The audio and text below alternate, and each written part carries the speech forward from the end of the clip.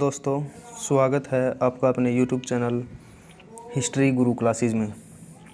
दोस्तों, हमने प्राचीन भारत के बारे में पढ़ लिया है। अगर कुछ बचा है तो कुछ पाषाण काल वगैरह ये बचे हैं, उसमें से हम एक दो वीडियो और बनाएंगे।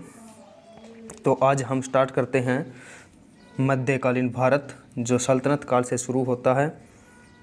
आज उसके बारे में डिस्कस करेंगे। तो पहला हमारा जो वंश होगा वो गुलाम वंश होगा। ठीक है, तो चलिए पहले क्वेश्चन से स्टार्ट करते हैं।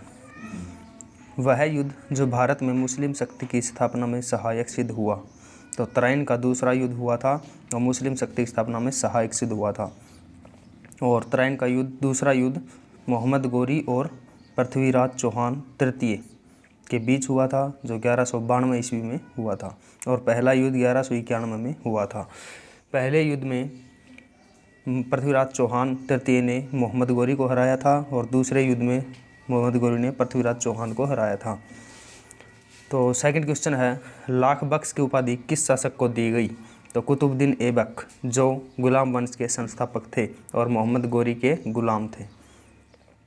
तीसरा क्वेश्चन है, वह मुस्लिम आक्रमणकारी जिसने नालंदा विश्वविद्यालय को नष्ट किया था।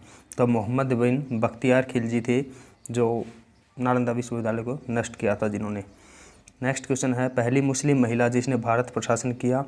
तो रजिया सुल्तान पहली मुस्लिम महिला थी जिसने भारत पर शासन किया था और ये इल्तुतमिश की बेटी थी। 5 नंबर क्वेश्चन है, किस तोमर शासक ने दिल्ली शहर की नींव रखी। तो अनंगपाल तोमर ने दिल्ली शहर की नींव रखी थी। नेक्स्ट, तराइन के दूसरे युद्ध में किसने किसको हराया था। तो मोहम्मद गोरी ने पृथ्वीराज चौहान को हराया था दूसरे युद्ध में। नेक्स्ट है, मोहम्मद गोरी ने अपने जीते हुए क्षेत्र के प्रशासन के लिए किसे नियुक्त किया था। तो कुतुबुद्दीन ऐबक को नियुक्त किया था और मोहम्मद गोरी कुतुबुद्दीन ऐबक को नियुक्त करके चला गया था। नेक्स्ट है, रजिया सुल्तान पहली महिला जो दिल्ली की गद्दी पर बैठी थी, वह किसकी पुत्री थी। तो इल्तुतमिश की पुत्री थी। किस युद्ध में मोहम्मद गोरी के लिए दिल्ली प्रशासन का मार्ग प्रशस्त किया, मतलब दिल्ली प्रशासन का मार्ग खोल दिया। तो तराइन का दूसरा युद्ध था। नेक्स्ट क्वेश्चन, इल्तुतमिश ने कहाँ शिक्षा का केंद्र स्थापित किया था। तो दिल्ली के अंदर शिक्षा का केंद्र स्थापित किया था। नेक्स्ट क्वेश्चन है, दिल्ली का सुल्तान बनने से पहले बलबन किस सुल्तान का प्रधानमंत्री था। तो नसीरुद्दीन का प्रधानमंत्री था बलबन। नेक्स्ट, किसको पृथ्वीराज चौहान ने तराइन के पहले युद्ध में हराया था। तो मोहम्मद गोरी को। नेक्स्ट, मोहम्मद गोरी ने पृथ्वीराज चौहान को किस युद्ध में हराया था। तो 1192 के तराइन के दूसरे युद्ध में। नेक्स्ट, दिल्ली सल्तनत का उद्धारक कौन था। तो गयासुद्दीन बलबन दिल्ली सल्तनत का उद्धारक था, जिसने चहलगानी प्रथा को ख़त्म कर दिया था। नेक्स्ट, किस सुल्तान ने खलीफा से शासन का घोषणा पत्र प्राप्त किया था। तो इल्तुतमिश ने। नेक्स्ट है, दिल्ली सल्तनत की शुरुआत कब हुई थी। तो दिल्ली सल्तनत की शुरुआत 1206 में हुई थी और 1526 तक चली थी। लेकिन जो गुलाम वंश की जो शुरुआत हुई थी वो 1206 से हुई थी और 1290 तक गुलाम वंश ने शासन किया था। नेक्स्ट है, दिल्ली का पहला सुल्तान जो मुद्रा को नियमित प्रचलन में लाया और दिल्ली को अपने साम्राज्य की राजधानी घोषित की थी। तो इल्तुतमिश। नेक्स्ट, दिल्ली के किस सुल्तान ने लौह और रक्त नीति को अपनाया था। तो बलबन ने लौह रक्त की नीति अपनाई थी। नेक्स्ट है, चांदी के सिक्के को किसके कार्यकाल में प्रचलन में लाया गया। तो इल्तुतमिश के कार्यकाल में चांदी के सिक्के को प्रचलन में लाया गया। नेक्स्ट है, किस सुल्तान की मृत्यु पोलो या चौगान खेलते हुए थी या घोड़े से गिरकर हुई थी। तो कुतुबुद्दीन ऐबक की मृत्यु हुई थी। नेक्स्ट 21st क्वेश्चन, तराइन का युद्ध पृथ्वीराज चौहान और किसके बीच हुआ था। मोहम्मद गोरी के बीच हुआ था।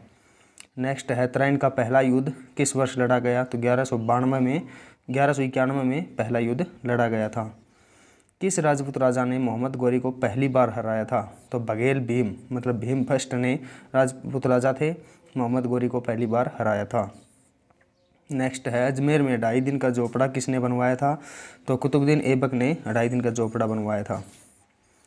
नेक्स्ट है, कुतुब मीनार किस प्रसिद्ध शासक ने पूरा किया। इल्तुतमिश ने पूरा किया था। नेक्स्ट, दिल्ली का पहला प्रभुता संपन्न सुल्तान कौन था। तो इल्तुतमिश प्रभुता संपन्न सुल्तान था। चंगेज़ खान ने जलालुद्दीन का पीछा करते हुए किसके शासनकाल में भारत की सीमाओं पर आक्रमण किया था। तो इल्तुतमिश के शासनकाल में चंगेज़ खान ने जलालुद्दीन का पीछा किया था, जिसके कारण भारत की सीमा पार कर पाया था।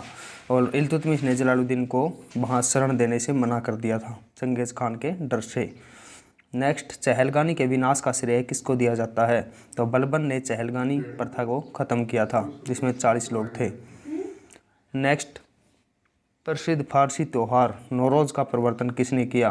तो बलबन ने फारसी त्यौहार नौरोज़ का प्रवर्तन किया था।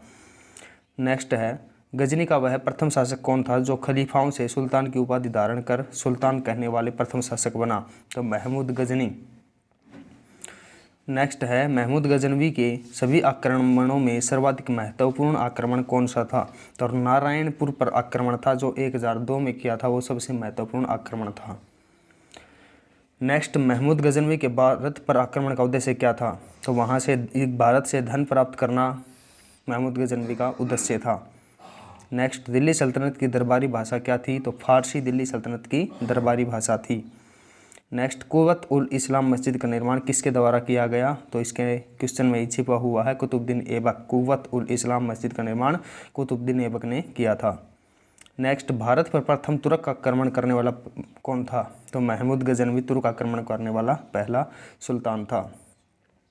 कौन बुत किशन या मूर्ति भंजक कहलाया? तो महमूद गजनवी बुत किशन या मूर्ति भंजक कहलाया, क्योंकि इसने हरियाणा में थानेश्वर में चक्कर स्वामी की मूर्ति को तोड़ डाला था। नेक्स्ट, महमूद गजनवी ने भारत में प्रथम आक्रमण किस राज्य के विरुद्ध किया? तो हिंदू शाह या ब्राह्मण शाही राज्य के विरुद्ध पहला आक्रमण किया था भारत में। नेक्स्ट, महमूद गजनवी का भारत में अंतिम आक्रमण किसके विरुद्ध हुआ? तो जाटों के विरुद्ध हुआ था, क्योंकि महमूद गजनवी सोमनाथ मंदिर जो गुजरात में है उसको लूटकर जा रहा था, तो रास्ते में जाटों ने इसके साथ विद्रोह किया था। हिंदू शाह का कौन सा शासक तुर्कों से बार बार पराजित होने के कारण आत्मदाह कर लिया था? तो जयपाल राजा था हिंदू शाह का, उसने बार बार पराजित होने के कारण आत्महत्या कर ली थी। नेक्स्ट, महमूद गजनवी किस वंश का था? यामिनी वंश का था महमूद गजनवी। नेक्स्ट है, महमूद गजनवी के आक्रमण के परिणाम स्वरूप कौन सा शहर फारसी संस्कृति का केंद्र बन गया था? तो लाहौर। भारत में मुस्लिम राज का संस्थापक माना जाता है मोहम्मद गोरी। किसने इक्तादारी प्रथा चलाई थी? तो इल्तुतमिश ने इक्तादारी प्रथा चलाई थी। नेक्स्ट है, गुलाम वंश का संस्थापक कौन था? तो कुतुबुद्दीन ऐबक गुलाम वंश का संस्थापक था। तो दोस्तों, अगर आपको वीडियो अच्छी लगती है तो वीडियो को लाइक कीजिए, शेयर कीजिए और चैनल को ज़्यादा से ज़्यादा सब्सक्राइब कीजिए और बेल आइकन को प्रेस कर लीजिएगा, ताकि हर समय आपको नोटिफिकेशन मिलती रहे। धन्यवाद।